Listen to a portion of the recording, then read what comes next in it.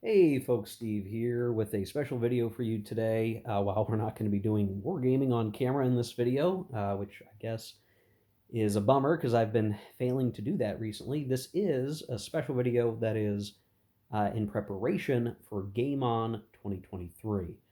Last year I went to Game On, but really I go to Game On every year, but I don't always do a lot of coverage of it. And sometimes in the past I've just posted pictures. Last year I did as much coverage as I reasonably could, just talking about the games that were being played. And I did both a preparation video last year and then a post mortem. This is how things went afterwards. So I'm going to do that again this year, even if there's going to be a little bit of differences. I try to go to Game On every year, and I think I have since I've been going, since I started going. It's a great local convention. It is war game focused. There are other games that are played, Euros and other things, but there's a very strong wargaming presence, and it is a intentionally smaller convention, usually only like 120 people or something like that. Intended to keep it more close knit. It's the community of people who like to go to Game On. You're the regulars. We are this little community of folks that go to Game On. So last year I had a great time, and had got to play some really cool stuff, offset a little bit by the unexpected passing of a friend and coworker during the convention, which kind of killed my buzz there for a little bit. So I'm hoping this year will be absent of any tragedies and will be a good old fun time. The one significant difference between last year's Game On and this year's Game On is that, and I have done this before, so this isn't a new thing, but I'm going to be there with my family, so um, I'm not going to be gaming the entire time I'm there. I'm actually going to be swapping duties, looking after my kiddo with my wife, and my wife will actually be playing as well. So I'm gonna get to talk about the games that she's playing at the convention, and they are war games. So yes, I'm a mighty fortunate person whose wife will play war games. So with all of that said, I'm going to talk a little bit about what I'm going to be playing, and I'll be talking a little bit about what my wife will be playing. And then I'm going to hit a few other things that are kind of going on in the background that I think are worth mentioning for me, and just what else I'm doing for gaming lately. So you guys have a quick update there. So the big thing that I'm going to be looking to play, really, actually, the main things I'm going to be playing will be war games, and for me. During the opening days of the convention, I will be playing a game series I've not played before. A friend of mine is bringing uh, Panzer's Last Stand, a entry in the Battalion Combat series by Multiman Publishing. Um, this is my own, home printed and bound series rules, game specific rules, and my friend who I play World in Flames with had purchased a copy of Panzer's Last Stand and wants to set it up and try to play through a scenario, probably one of the smaller ones. So there's probably a lot of room for error. I have yet to really read the rules properly, so the timer is ticking. I now have like 7 days or less to actually read the rules well and understand, and be able to have a decent showing in playing a game that I've never played before. So I'm sure, just kind of flipping through the rules, it's hex encounter, stuff moves, stuff fights, supplies important, all that normal stuff. So I'm not going to be too far off. But I know there's a lot of particular mechanics that make this game series interesting. I have a different friend, who played the Battle of the Bulge game in that series last year, and so I've gotten to see it, but not played any of it. So yeah, Panzer's Last Stand. That's probably going to take up my first day or two, but it's not going to be back to back gaming the whole time. I will be swapping duties, like I said, parent duties during those first couple of days. So I'm not sure how well this is going to pan out. I really, it's going to be a coin flip to see just what kind of progress can be made in the game time that I have, and then later uh, on the Friday, I'll be playing Tunisia 2, an OCS game with Justin. You might know him online as Justigard. He's got a YouTube channel. He and I played the Mighty Endeavor last year, and we had a good time with that. So he had set up a all day, learn OCS day with Tunisia 2 being set up. I've still not properly learned and played OCS, though I've read the rulebook a couple of times over. So I'll be aiming to play Tunisia 2 basically all day Friday and just get as much experience with OCS as I can in that context, and have Justin Justigard help show me the ropes. He's a pretty good teacher when it comes to learning games.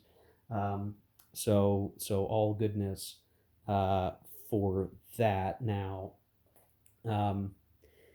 after that, the other game I'm going to probably end up playing on the last day is Battlestar Galactica, which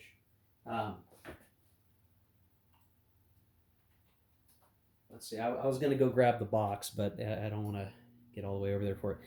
I'm lazy today. So yeah, it's gonna be a good time with Battlestar Galactica. That's a hidden identity game. I won't retrace the whole background of that particular game, but we'll be taking our copy to host, and we'll be playing with some folks. That's tends to be a little bit more of this like the family game.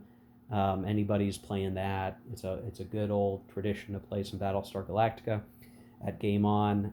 So it's going to be good, wholesome fun there for that. So two big war games and Battlestar Galactica, and I'd say that for the Game On where I'm not playing, the full set of days myself, that's pretty good, right? That's as much gaming as I'm going to get in. Now, for my wife, and what she's going to be playing is a mixture of things that are all, either wargaming or maybe we'd say wargaming adjacent if you, for some reason, don't consider some of these games war games. I do. So she'll be playing Liberty or Death, The American Insurrection, which is a coin game by Harold Buchanan. Now, this is just the one, like she had signed up to play this on the schedule. This is my copy. She'll be playing, I assume, somebody else's. Liberty or Death is probably my least favorite coin game. Not to say that it's a bad game, but I do have a few issues with it as it relates to how the French faction works and different things. But my wife is a seasoned coin veteran. She can play coin games. She can play them usually pretty darn well. And in fact, she can handily just beat me at Fire in the Lake. So I'm sure she's going to have a good time with it. She needs a rules refresher, so that's going to be one of the things this week that we're going to try to be doing is refreshing ourselves on how things work for some of these games we haven't played for a while. But I'm sure she'll have fun with that.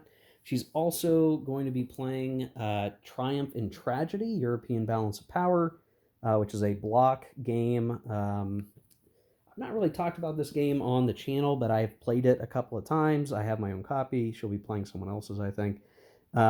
This is a fun game, and in fact, this is probably one of the only block games that I will be willing to play, period, because I'm not a huge block game guy. I just don't like how everything's a pip. I don't like the way most of the combat systems work for that, where it's very rote and the same combat system, just with a different coat of paint, and it just feels very samey. The thing that makes Triumph and Tragedy a little bit different, and why I like it more, is just the way it handles World War II kind of helps to, I don't know, negate some of the negatives I have for block games. So I'm willing to play Triumph and Tragedy because it's a 3-player game. There's got a little bit of additional card mechanics and things that make it better than just a straight up, moving blocks around in a sequence of play order game. So she'll get to play that. It's been a long time since either of us have played Triumph and Tragedy, so she will need to refresh herself a little bit. So she'll be doing that. And then she'll also be playing almost another tradition of Game On, Here I Stand, and I got one of the rule books we have out because she'll be reviewing this. Here I Stand is an excellent game. I've talked a little bit about it on the channel before. They've not shown much of it. I love Here I Stand. I've played it for years. I think it's just one of those amazing, awesome, 6-player games. If you can get 6 people together for an all-day gaming event, Here I Stand is a really great way to spend that time. It is a fantastic game. Obviously, conventions make it a little more reasonable to expect to ever play a game like that. But yeah, so Here I Stand. My copy is up up on the top shelf up there. Um, she'll be playing that. I would be playing, but we need, again, it's like the swapping of duties of who's playing what when. She's getting a whole game day to play Here I Stand, and I'll be, hanging out, probably going to some sort of sightseeing thing with my kid.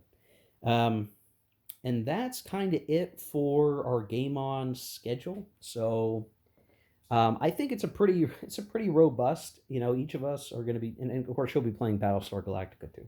So both of us, both my wife and I, have a nice robust schedule to enjoy while at Game On. It's entirely possible that during the course of the convention, like Panzer's Last Stand may crap out. We may end up ending early and doing something else. There may be pickup games.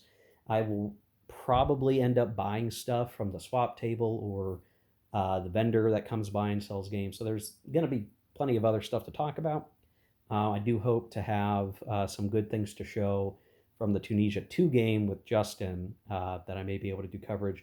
I assume he may also do some video coverage of Game On and the things he's up to. So again, if you're not familiar with Justin's YouTube account, it is Justegard, Justegarde.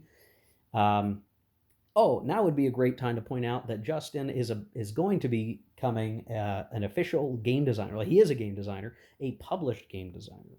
So on GMT right now, you can pre-order his Levian campaign series game, Seljuk, Byzantium Besieged. So I am not a big Levian campaign guy. I'm not sure it's the system for me, but I can tell you that Justin has worked very hard on this game design. He's done research. The components are looking really nice. While I'm not a big Levian campaign guy, I think if anyone watching this video this is going to be a no-brainer. Now, it seems like Levian campaign series is having a lot of stuff just coming out. There's like a growing number of them. But I can at least try to say, hey, I think this one's going to be worth your attention if you're trying to pick and choose which Levian campaign series games you want to get.